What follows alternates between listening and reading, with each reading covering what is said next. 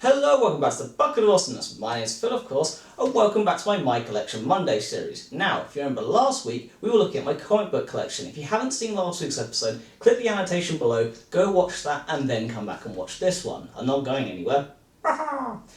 Anyway, continuing on, last time we were looking at my first appearances, and we're looking at my sealed and graded comics. This time around we're going to look at my variant editions. So the collection is so large I had to split it into 2 episodes. Now, I do actually have one other first appearance, but it comes under the branch of variant editions, so I had to kind of leave it from last episode and bring it to this one. So, one of my personal favourite arcs to buy in terms of variant editions was The Amazing Spider-Man issue number 692, the 50th anniversary issue. So, you have this one, which is the standard version. I do have 2 of these, one that's mint condition and one that I've read. This is the one that I've read, actually, I think. Is it? No, this is my mint condition one. And of course, on the front here, you have all the different types of Spider-Man. So you have, the regular Amazing Spider-Man, you have the Future Foundation Spider-Man, you have the Big Time Spider-Man, you have Black Suit Spider-Man, you have Kane Parker in terms of a Scarlet Spider, you also have the Iron Spider, and there's more hidden in there as well. But that was the standard issue. They did an amazing run of 5 individual variant editions. Now, one of my favourites of all time is this collection, purely because it's so different, and they're very, very simple. So first up, you have this. Now, as you can see, it's got the 50 years up here, so as you can tell, it's part of this collection. Now, this is a nice, simple one, yellow background, with the bike that started it all. That's what this particular, each one's got different names. Now, so this is the bike that started it all. Again, you've got Peter Parker here getting bitten by the spider, and it's kind of taken straight out of The Amazing Spider-Man issue number 1, very, very first one, all the way back eons ago. Next up, you have this, which is the, I think this one's the Civil War variant, if I can remember correctly. Yes, this is the Civil War variant here. Because Peter Parker and Spider-Man was very pivotal in Civil War. If you haven't read the comic, I urge you to go and read it before you watch the film. The film won't have anything really to do with the comic, but the comic is so awesome. It's a fantastic story. Go read it and see why Spider-Man is so pivotal, and the reason why he's one of my favourite superheroes of all time. Now next, you have the death of Gwen Stacy. If you haven't seen The Amazing Spider-Man 2, or if you haven't read the comic arc, you won't really know this, but I love it, again, because it's so simple. The last one is yours purple, the first one yellow. This is a nice red background. It's very, very simple, very, very powerful. Now, then you're on to Spider-Man Blue, which is quite aptly named considering, yes. Now, of course, it's named after the Spider-Man Blue arc, but I have actually read that. It's one arc I do mean to read. But of course you've got all the different variants here, and I really like it. But my favourite, of course, is this one. Now, as you know from last time, I own The Amazing Spider-Man issue number 300, which is the first appearance of Venom. This, of course, is the symbiote edition. And for me, it's my personal favourite. It's black and white. You've got the Venom symbiote. As a Spider-Man fan, what more can you ask for? Now, I paid £35 for that collection when it came out, when it was shiny and new. Each individual issue these days is worth about £35–40, so you can imagine what that little collection is now worth. But I'm not getting rid of that, purely because I love Spider-Man so much. I want to get all of those, so the original issue plus the variant editions, all framed up in a nice big frame. I can't do that at the moment, I haven't got the space, but at some point in time I will do. Now, we're going to move on to one of my other favourites, which is my Spider-Man issue number 1 collection. Now, this was the Marvel 100th anniversary issue, what it's going to look like in 25 years time, and I adore this. It's got Kingpin with the Venom symbiote on it. I mean, how could you not love that artwork? My mate Matt bought me this actually for a present a long time ago, and I absolutely adore it.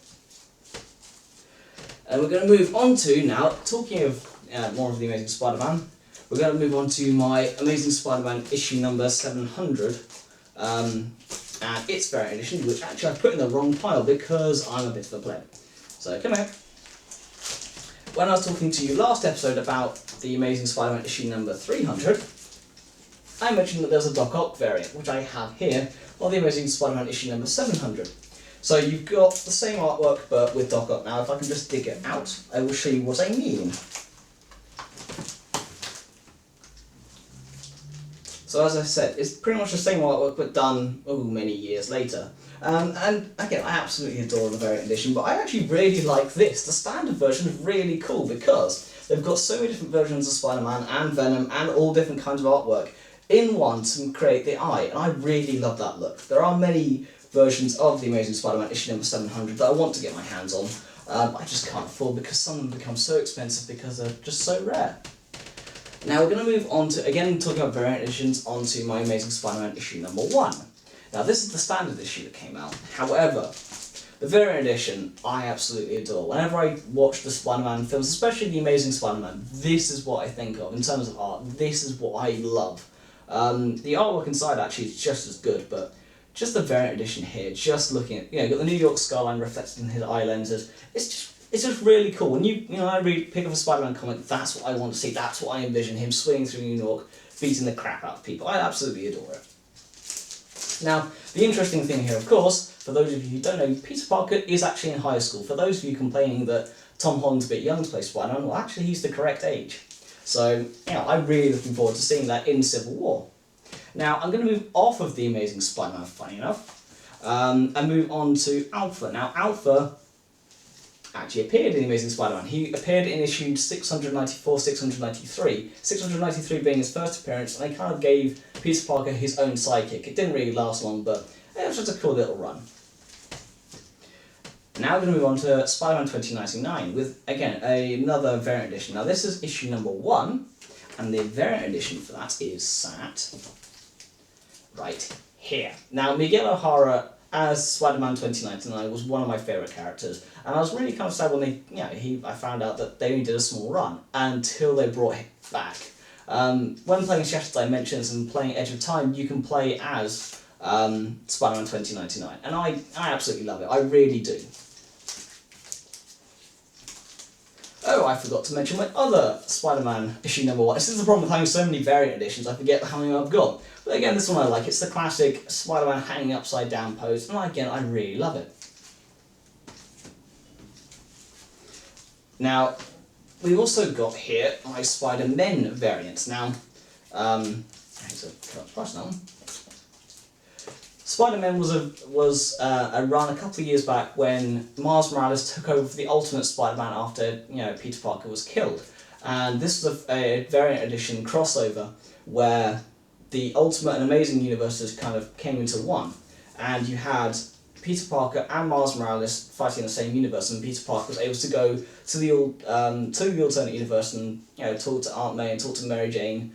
I found out unfortunately he died, but I was able to see that Miles Morales was doing a good job and told him to crack on with it. And it's a really cool little run, because if you now read the Amazing Spider-Man arc or the Ultimate Spider-Man arc, you can trace it all the way back to this and read this and kind of see them together. So if you haven't read this, again, I urge you to pick it up.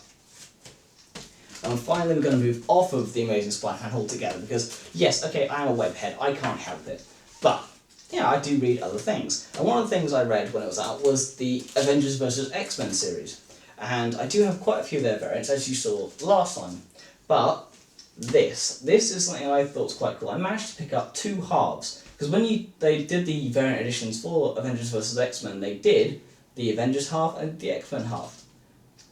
I got the wrong around. Avengers half, X-Men half. Again, I can't actually see them in the back here, they got white. But I had to pick up both halves. Again, I've got a few halves here and there, but this was the only one I managed to pick up both halves for, just so you could see the difference.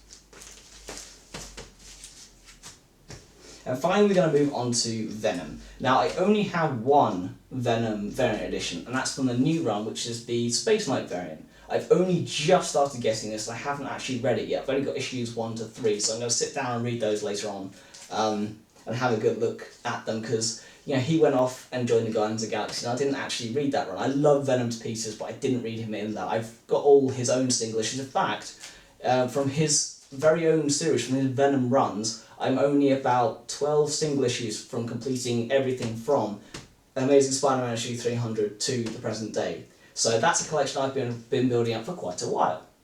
Anyway, I hope you've enjoyed this 2-part look at my comic book collection, at least the favourites I've cherry-picked from my comic book collection, because if I put them all into one episode or 2 episodes or 3 episodes, it would take far too long, and the stack is about that big, if not taller. And I kid you not, from the ground up, not including my graphic novels. But anyway, I hope you've enjoyed this look at my collection. Hope to see you all again next time. Don't forget to like, share and subscribe. Check out my other episodes, I'll leave annotations below, and I'll see you then. Goodbye!